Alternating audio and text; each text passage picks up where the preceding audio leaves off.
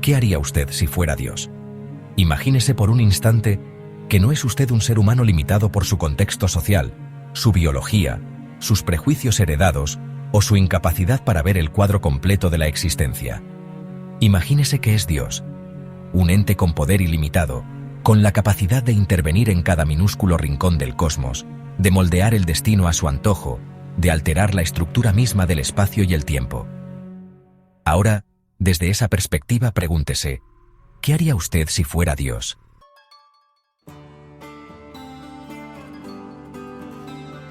Para responder esta pregunta, vale la pena recordar la figura del Dios judeocristiano tradicional, un ser omnipotente, omnisciente y omnibenevolente, al menos según la versión oficial. Sin embargo, la historia bíblica, desde el Génesis hasta el Apocalipsis, muestra un panorama muy distinto.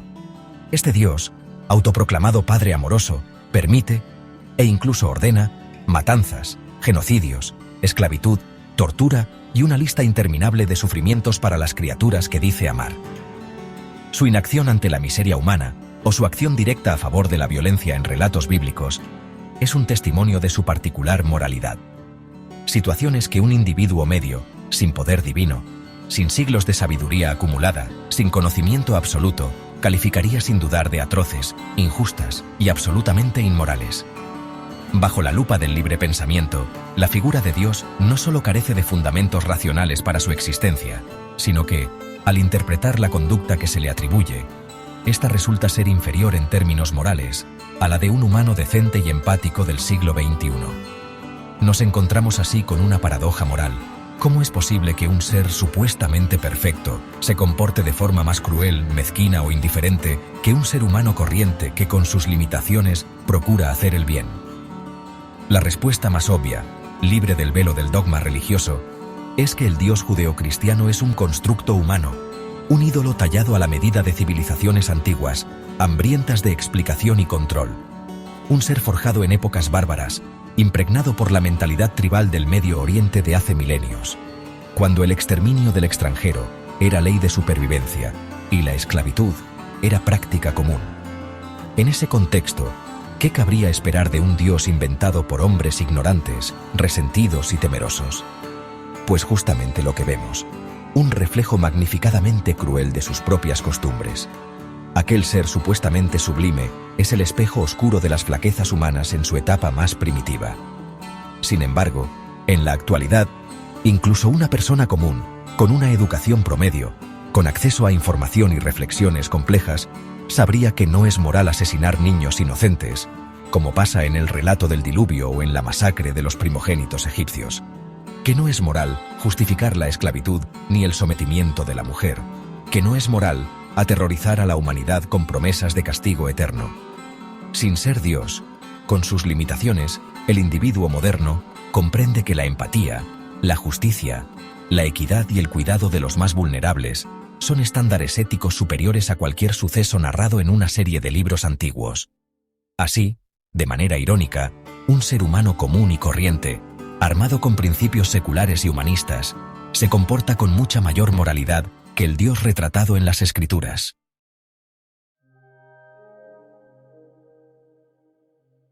Uno de los intentos apologéticos más comunes para justificar este estado de cosas es el argumento del libre albedrío y la supuesta necesidad del mal para que exista la verdadera libertad.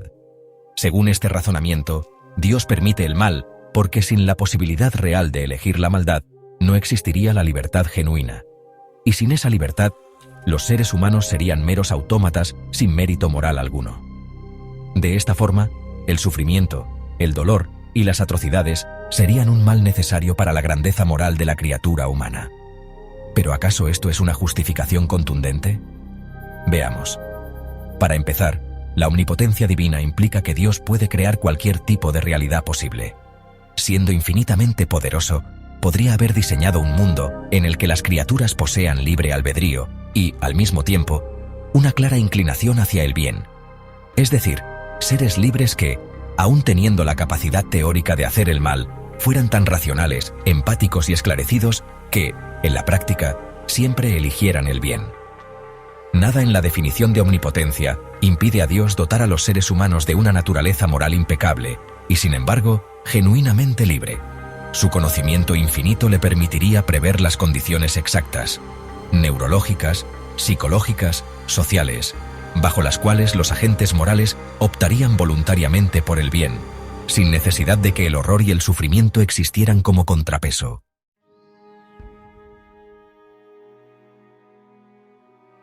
Además, el argumento del libre albedrío no explica el mal que no surge de la voluntad humana.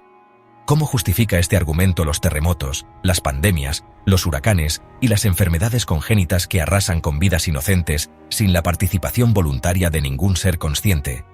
¿Por qué un bebé inocente debe sufrir un cáncer terminal para preservar el libre albedrío de terceros? Este tipo de mal natural, que no se origina en las decisiones humanas, anula la supuesta necesidad del sufrimiento para garantizar la libertad. Más aún, aunque aceptáramos el improbable escenario de que todo sufrimiento moral fuera necesario por la libre elección humana, la magnitud, la crueldad y la arbitrariedad del sufrimiento real escapan a toda proporción y racionalidad, haciendo insostenible la idea de un Dios perfectamente bueno.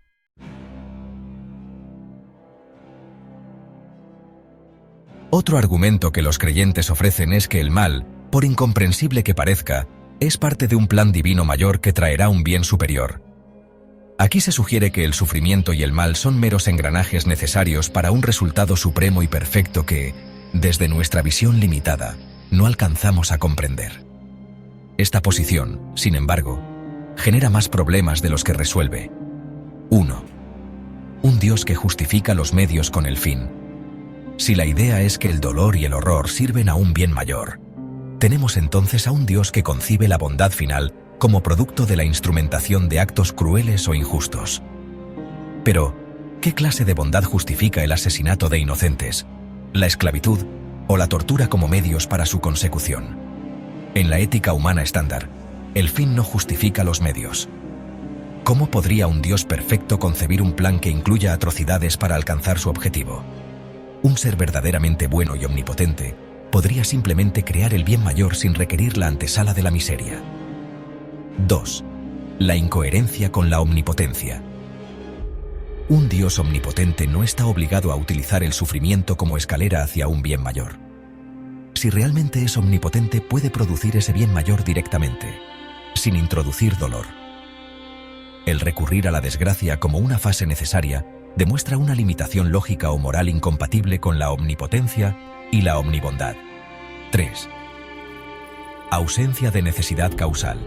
La noción de bien mayor sugiere que el mal, de algún modo, es una condición sine qua non para llegar a ese estado perfecto.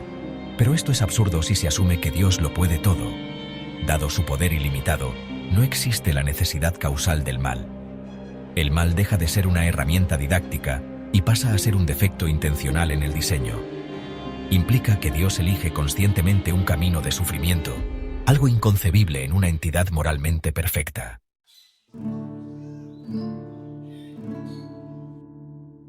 Volvamos ahora a la pregunta inicial. ¿Qué haría usted si fuera Dios? Pongamos en práctica la imaginación moral. Si usted fuera un ser omnipotente, con conocimiento infinito y capacidad de actuar sin costo alguno, perpetuaría el sufrimiento de miles de millones de seres sintientes, permitiría el cáncer infantil, la tortura, las hambrunas, los genocidios, los desastres naturales que devastan a comunidades enteras, permitiría que la ignorancia se arraigue, que la injusticia sea norma y que los inocentes paguen por las fallas ajenas. La sola idea repugna a la mayoría de las personas con un mínimo de decencia. Si uno se pusiera en el lugar de un Dios coherente, sensato, con una pizca de bondad, de inmediato eliminaría el dolor innecesario. Evitaría que la moral se volviese un enigma, que los seres humanos tuvieran que debatir qué es bueno o malo. Dejaría un camino claro hacia la compasión, la cooperación y la sabiduría. No habría que esconderse en metáforas crípticas, libros mal traducidos o interpretaciones dudosas. Si realmente se quisiera ser un Dios bueno, se acabaría con la explotación, la desigualdad, la enfermedad. Con solo un mínimo esfuerzo, un soplo cósmico, las condiciones físicas y sociales del universo serían tan justas y armónicas como a usted le viniera en gana.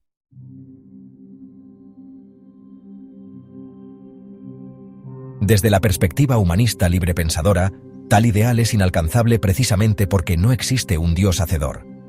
Somos nosotros, los seres humanos, los únicos responsables de nuestro destino. Sin embargo, la comparación sigue siendo poderosa. Si el Dios judeocristiano existiera tal cual se describe, sería, según los cánones morales modernos, un monstruo cósmico. Y eso nos lleva a una conclusión elemental. Incluso sin los poderes infinitos del mito divino, el hombre moderno, con su razón, su empatía, su voluntad de mejorar el mundo, supera con creces la moralidad del Dios tribal del Antiguo Testamento o del severo juez del Nuevo. El hombre, falible, parcial, frágil y diminuto, logra cultivar dentro de sí la semilla de la compasión que la deidad bíblica, con todo su poder, jamás se dignó a sembrar. ¿Qué haría usted si fuera Dios? ¿Consideraría necesario dejar un rastro interminable de víctimas inocentes, derramar ríos de sangre, endurecer el corazón de tiranos, promover la esclavitud o desatar catástrofes, todo para lograr algún supuesto bien final o defender la libertad moral? Un ser humano decente, falible, limitado y sin omnisciencia, rechaza semejante planteamiento. Quien actúa con empatía busca evitar el sufrimiento, no instrumentalizarlo. No haríamos del dolor un peldaño inevitable hacia un cielo perfecto. Simplemente crearíamos las condiciones para que la paz, la justicia y la felicidad florecieran desde el principio. Seríamos capaces, siendo Dios, de forjar una realidad donde la libertad no requiriera horrores y el bien supremo no necesitara del estiércol del mal para germinar. Le pregunto una vez más, ¿qué haría usted si fuera Dios? Posiblemente, eliminaría la injusticia. Crearíamos sociedades armónicas, en las que la noción de pecado no fuera más que una reliquia de la superstición, y la educación, el conocimiento y la salud fueran derechos universales. Haríamos brotar la empatía a raudales, acabaríamos con las pestes, el miedo, el odio irracional. Siendo Dios, sin el lastre de la ignorancia, no habría excusa para la crueldad. No necesitaríamos masacres ejemplares para enseñar lecciones, no sacrificaríamos hijos por caprichos, no justificaríamos el dolor como una supuesta prueba de fe.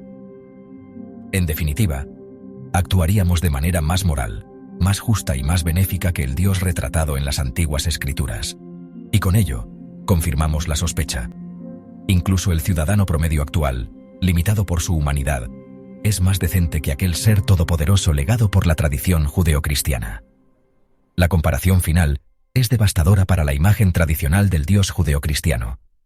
Mientras un ciudadano común del siglo XXI puede concebir un mundo más justo, con menos dolor, sin recurrir a justificaciones perversas, el Dios de las Escrituras parece, si tomamos la narrativa sagrada al pie de la letra, operar bajo parámetros éticos primitivos, tribalistas y brutalmente instrumentales. Frente a ello, incluso una persona promedio, con principios éticos seculares y humanistas, supera la supuesta perfección divina, proponiendo un mundo en que el mal no es ni una lección obligada ni un requisito para un bien mayor, sino simplemente una lacra que debería ser erradicada.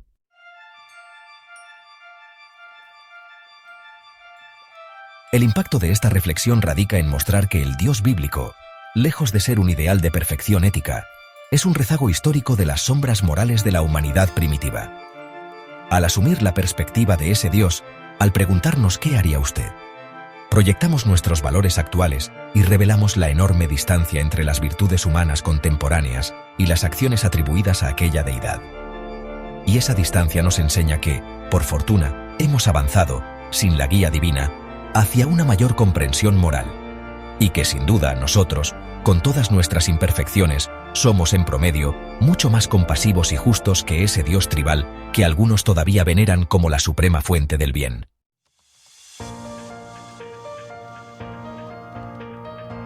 Nos gustaría mucho leer y responder tus dudas y comentarios, y si quieres unirte a nuestro grupo de librepensadores, suscríbete y no olvides activar las notificaciones para no perderte nuestros próximos videos.